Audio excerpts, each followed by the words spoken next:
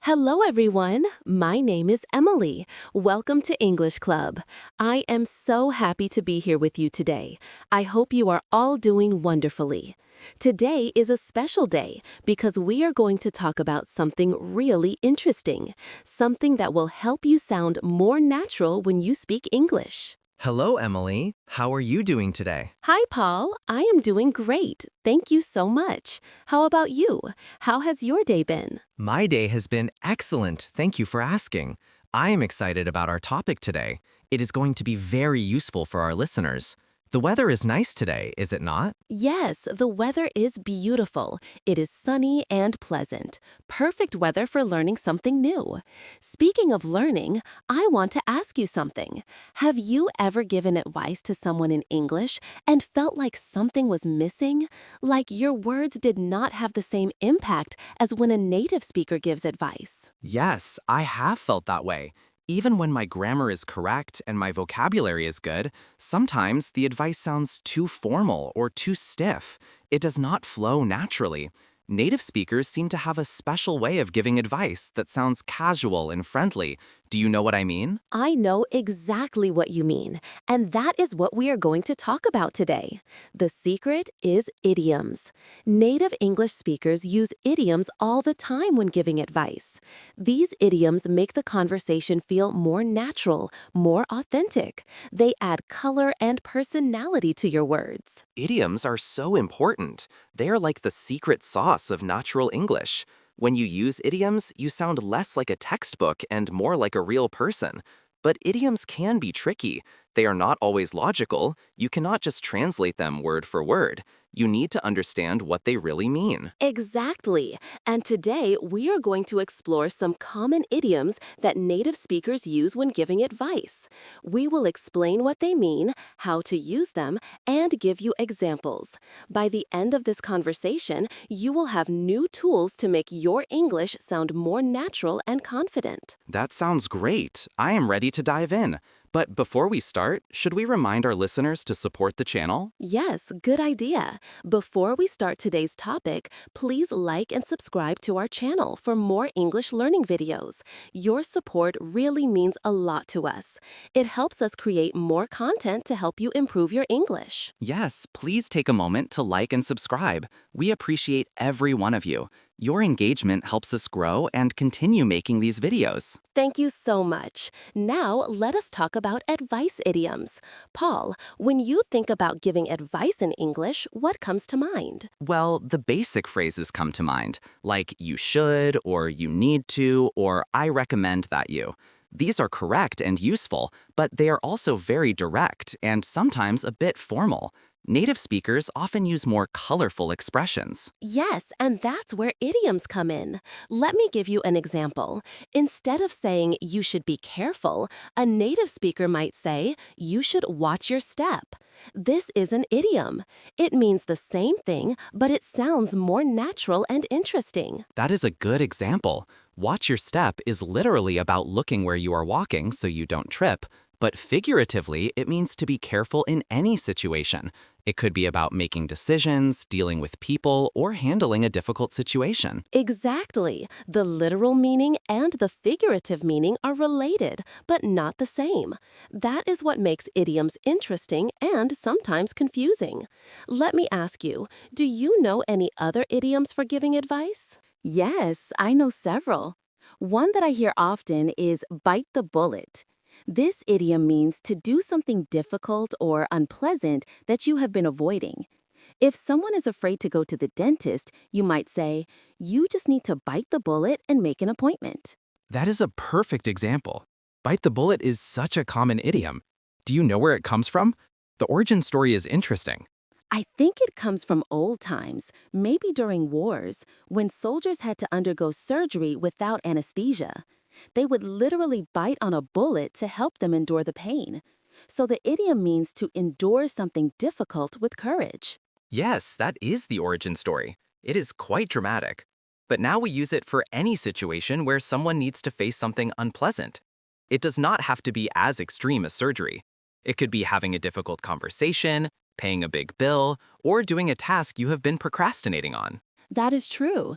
Idioms often have interesting historical origins, but we do not need to know the history to use them. We just need to understand the modern meaning and how to use them in context. Can you give me an example sentence with bite the bullet? Sure. Imagine your friend has been putting off studying for an important exam. You could say, I know you don't want to study, but you need to bite the bullet and start preparing. The exam is next week. This sounds much more natural than saying, you need to force yourself to do the unpleasant task of studying. Yes, that sounds very natural. The idiom makes the advice feel less harsh, less formal. It's friendly advice. Another idiom I know is get your act together. This means to organize yourself, to stop being messy or irresponsible, and to start behaving properly. Oh yes, get your act together is very common. It is a bit direct, almost stern. You would use it with someone who is not managing their life well. Maybe they are always late, always forgetting things, or not taking their responsibilities seriously. You might say, you really need to get your act together if you want to keep your job. Yes, it is strong advice. Not rude, but firm. It shows that the person needs to make changes. There is another similar idiom, shape up or ship out. Do you know this one? Yes, shape up or ship out is even stronger. It means improve your behavior or leave. Shape up means to improve, to get better. Ship out means to leave, to go away. So the whole phrase is like an ultimatum. Improve or you will have to go. It is quite direct. You might hear a boss say this to an employee who is not performing well. Or a parent might say it to a teenager who is misbehaving.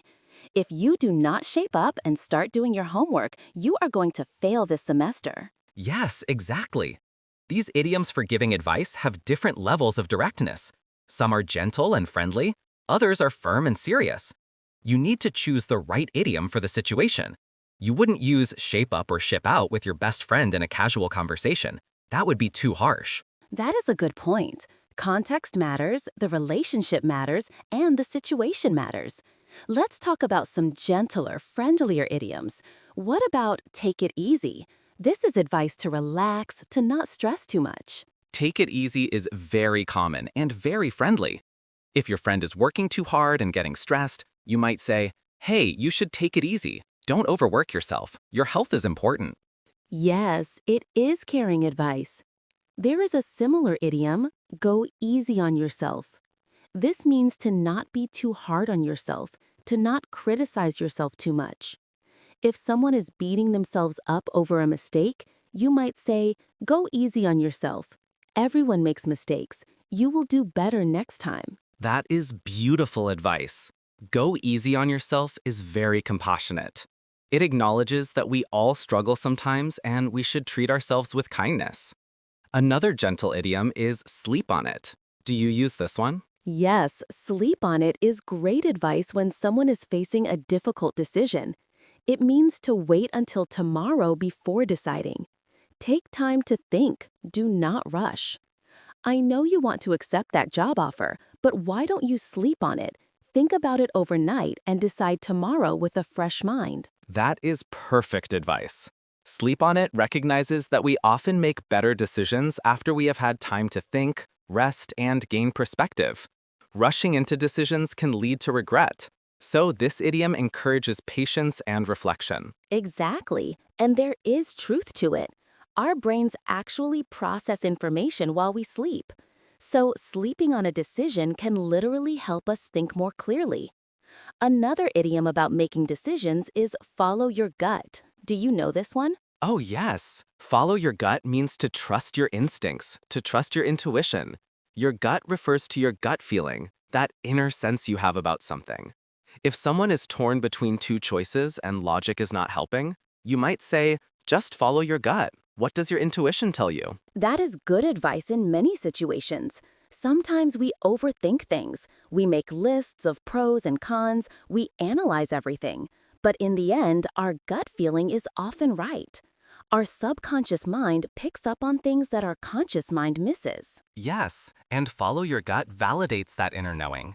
It tells someone to trust themselves. There is another idiom about trust your judgment. This is similar but slightly different. It is more about trusting your ability to make good decisions based on your experience and wisdom. Yes, trust your judgment emphasizes the rational side more than the intuitive side. But both idioms encourage self-confidence. They tell someone you know what is best for you. Another idiom about confidence is believe in yourself, though this is less of an idiom and more of a common phrase. That is true. Some expressions are on the border between idiom and common phrase. The important thing is that they all add naturalness to your English. Now let us talk about some idioms that are more about taking action. What about take the bull by the horns? Take the bull by the horns is a great idiom. It means to directly confront a difficult situation, to deal with a problem head-on instead of avoiding it. If someone is facing a challenge and they are scared or hesitant, you might say, you need to take the bull by the horns and face this problem. Yes, it is about being brave and proactive. The image is of a person grabbing a bull by its horns to control it. It is a bold, courageous action. The idiom suggests that sometimes the best way to handle a problem is to face it directly, even if it is scary. That is right. Another action idiom is get the ball rolling. This means to start something, to initiate action. If a group is planning a project but nobody is taking the first step, someone might say, come on, let us get the ball rolling. We need to start working on this. Get the ball rolling is about momentum. Once you start, things become easier. But starting is often the hardest part. So this idiom encourages people to just begin, to take that first step. There is a similar idiom, the early bird gets the worm. Do you know this one? Yes, the early bird gets the worm means that people who act quickly or arrive early get the best opportunities. If you sleep late, someone else will take the opportunity. It is advice to be proactive, to not delay. If you want that apartment, you should go see it today. The early bird gets the worm. Exactly. This idiom emphasizes timing and promptness. In competitive situations, being first or being early gives you an advantage. It is practical advice. Another practical idiom is look before you leap. What does this mean? Look before you leap means to think carefully before taking action, to consider the consequences before making a decision. It is the opposite of being impulsive. If someone wants to quit their job without having another one lined up, you might say, look before you leap. Make sure you have a plan before you quit. Yes, it is about being careful and thoughtful. The image is of someone jumping and not looking where they are landing. That could be dangerous. So the idiom advises caution. It says, think first, act second. This is wise advice in many situations. It balances the other idioms we talked about. Some idioms encourage action and courage. Others encourage caution and reflection. Both types are valuable. It depends on the situation. Now, let me ask you about an idiom I find interesting. Better safe than sorry. What do you think about this one? Better safe than sorry is excellent advice. It means it is better to be careful and avoid problems than to take risks and regret it later. If someone is wondering whether to bring an umbrella, you might say, take the umbrella. Better safe than sorry. It is about prevention and preparation. Yes, it is about risk management. The idiom suggests that the inconvenience of being overly careful is less than the trouble of dealing with a problem. I use this idiom often. It applies to so many situations. Insurance, health checkups, backing up computer files, bringing extra money when traveling. Absolutely. Better safe than sorry is practical wisdom. Another practical idiom is do not put all your eggs in one basket. This is about not risking everything on one option. Diversify, have backup plans. Yes, do not put all your eggs in one basket is especially used for financial advice. Don't invest all your money in one stock. Don't apply to only one university. Don't rely on only one source of income. Spread your risk. If someone is thinking about investing all their savings in one business, you might say, I would not do that. Do not put all your eggs in one basket. What if the business fails? That is very sensible advice. The image is clear. If you are carrying all your eggs in one basket and you drop it, all your eggs break. But if you have multiple baskets, you can afford to lose one. It is about security and risk management. Exactly. These practical idioms are some of the most useful for giving advice. They contain real wisdom. Let me ask you about another one. A penny saved is a penny earned. This is about saving money, right? Yes, a penny saved is a penny earned means that saving money is just as valuable as earning money. If you save $1 by not buying something unnecessary, that is like earning $1. It is advice about being frugal and not wasting money.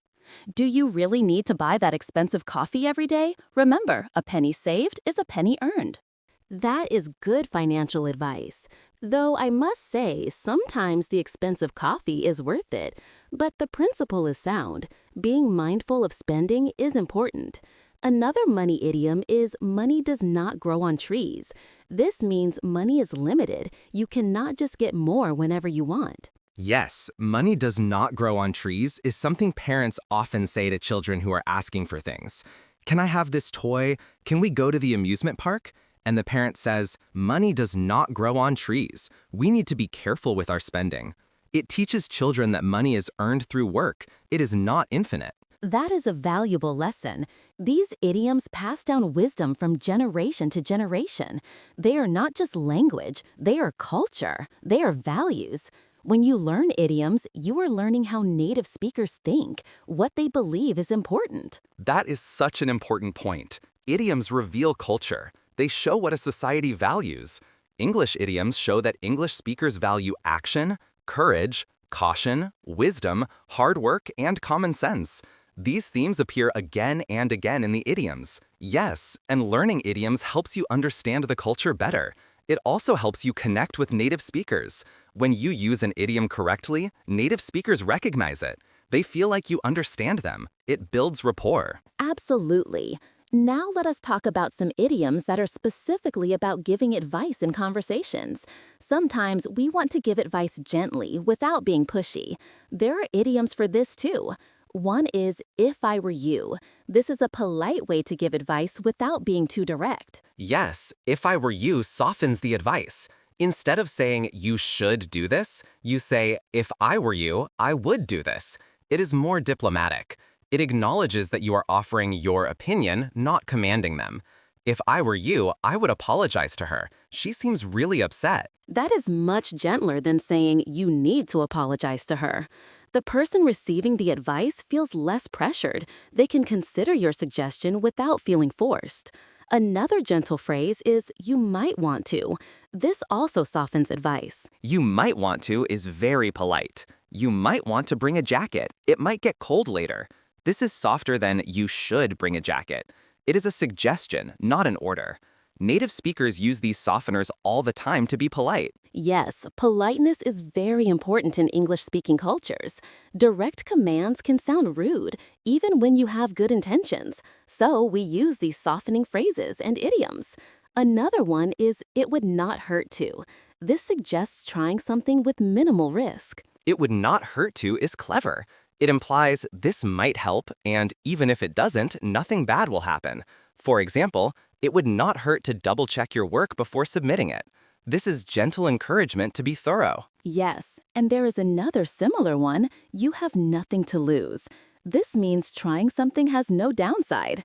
Why don't you apply for that job? You have nothing to lose. The worst they can say is no. That encourages people to take opportunities without fear. Sometimes people need that little push.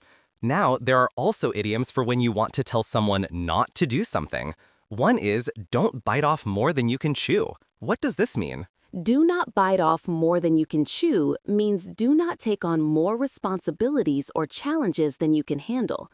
The literal meaning is about taking a bite of food that is too big for your mouth. Figuratively, it is about overcommitting. I know you want to volunteer for that project, but you are already so busy. Do not bite off more than you can chew. Yes, it is advice about knowing your limits, about being realistic. Taking on too much leads to stress, poor quality work, or failure. It is better to do a few things well than many things poorly. Another idiom about limits is know when to quit, or quit while you are ahead. Quit while you are ahead means to stop doing something when you are successful before things go wrong. It is often used in gambling. If you are winning money, you should stop playing before you start losing. But it applies to other situations too. You have made some good points in this argument. Maybe you should quit while you are ahead and not push it further. That is smart advice. Sometimes continuing causes problems. Knowing when to stop is wisdom. There's another related idiom, leave well enough alone. That is smart advice. This means if something is working fine, do not try to change it or improve it because you might make it worse. Yes, leave well enough alone is about not fixing what is not broken. The system is working okay. I know it is not perfect, but leave well enough alone. If we change it, we might create new problems. This is cautious advice. It warns against unnecessary change. That is sensible in some situations, though sometimes change is necessary, even if things are working okay. It depends on the context. Let us talk about some idioms that are about learning from experience. One is learn from your mistakes. Learn from your mistakes is straightforward advice. Everyone makes mistakes. What matters is whether you learn from them so you don't repeat them. I know you feel bad about what happened, but learn from your mistakes. Next time, you will know better. Yes, it is encouraging advice. It reframes mistakes as learning opportunities. There's a famous idiom related to this, once bitten, twice shy. Do you know this one? Yes, once bitten, twice shy means that if you have a bad experience with something, you will be more cautious about it in the future. If a dog bites you, you will be shy or nervous around dogs afterward. She invested in that company and lost money. Now she will not invest in startups anymore. Once bitten, twice shy. That makes sense. Bad experiences teach us to be careful, though sometimes people become too cautious and miss good opportunities. It's a balance. Another experience idiom is hindsight is 2020. This means it is easy to understand something after it has happened, but difficult to predict it beforehand. Yes, hindsight is perspective. 2020 vision is perfect vision. So hindsight, looking back, gives you perfect clarity. But foresight, looking forward, is unclear. I should have studied harder for that exam, but hindsight is 2020. I didn't know how hard it would be. This idiom is often used when someone regrets a decision. It is a compassionate idiom. It acknowledges that we cannot predict the future perfectly. We make the best decisions we can with the information we have. We should not be too hard on ourselves for not knowing what would happen. Speaking of compassion, there's an idiom, cut yourself some slack. What does this mean? Cut yourself some slack means to be less critical of yourself, to give yourself a break. Slack refers to looseness in a rope. If a rope is too tight, there is no slack. So cutting slack means to loosen up, to be less strict. You did not fail that presentation. It was actually pretty good. Cut yourself some slack. That is kind advice. Many people are their own harshest critics.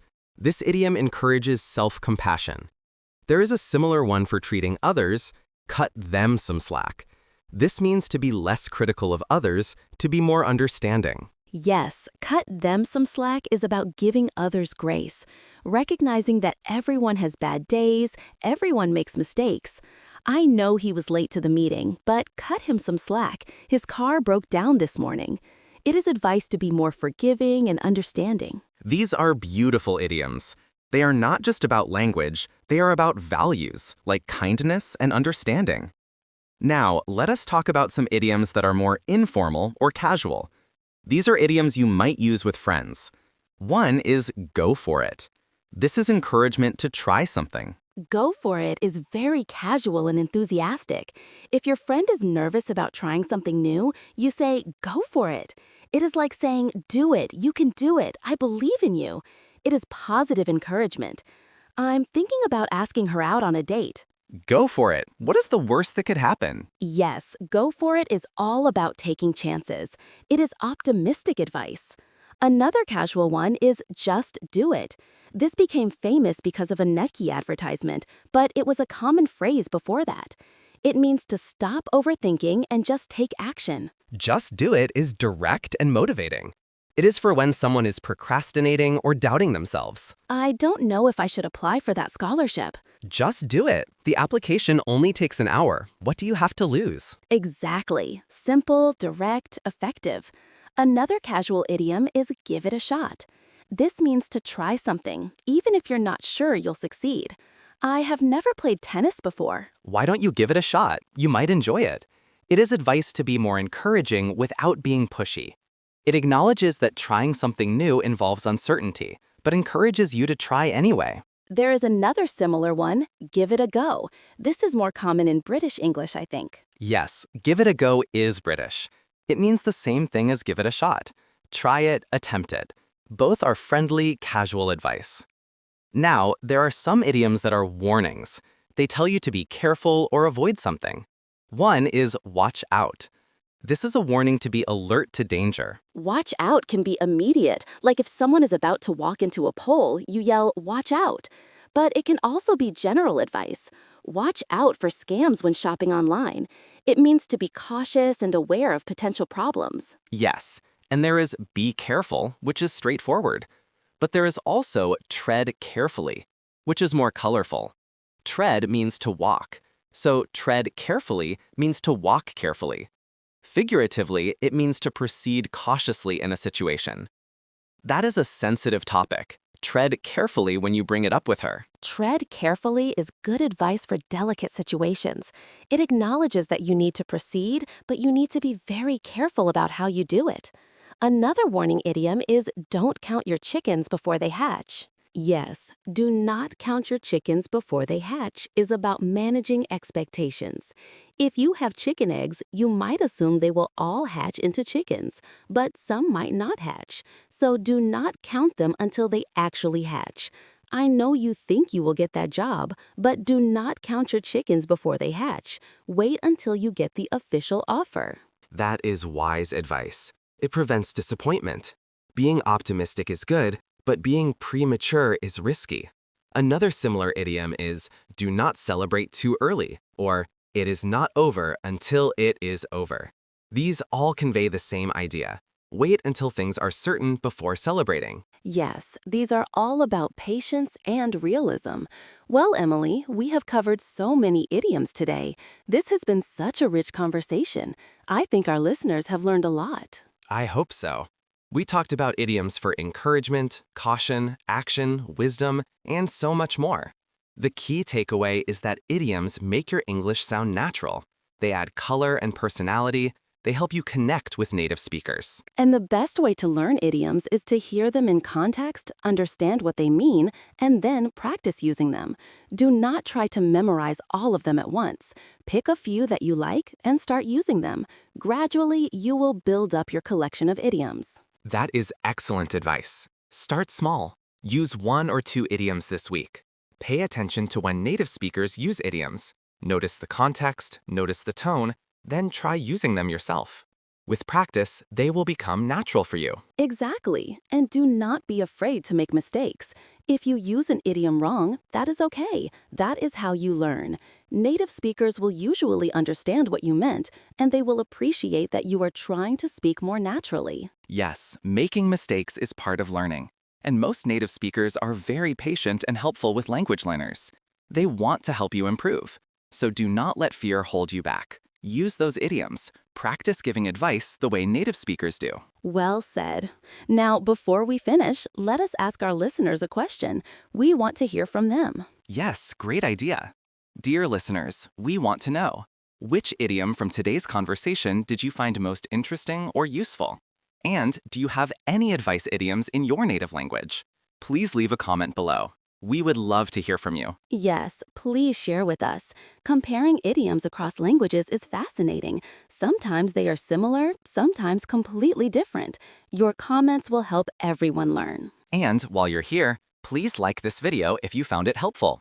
Your like tells us you enjoyed the content and want more videos like this. And please subscribe to English Club for more English learning videos. We create content regularly to help you improve your English naturally through real conversations. Please like and subscribe to English Club for more English learning videos. Thank you so much for listening today. Thank you for spending your time with us learning about advice idioms. Thank you, everyone. We hope this conversation helps you sound more like a native speaker. Remember, practice makes perfect. Start using these idioms today. Yes, give it a shot. See what I did there? I used an idiom. That is how you do it. Just start using them naturally in your conversations. Perfect example, Emily. Well, take care, everyone. Until next time. Until next time. Goodbye, everyone. Goodbye. Goodbye.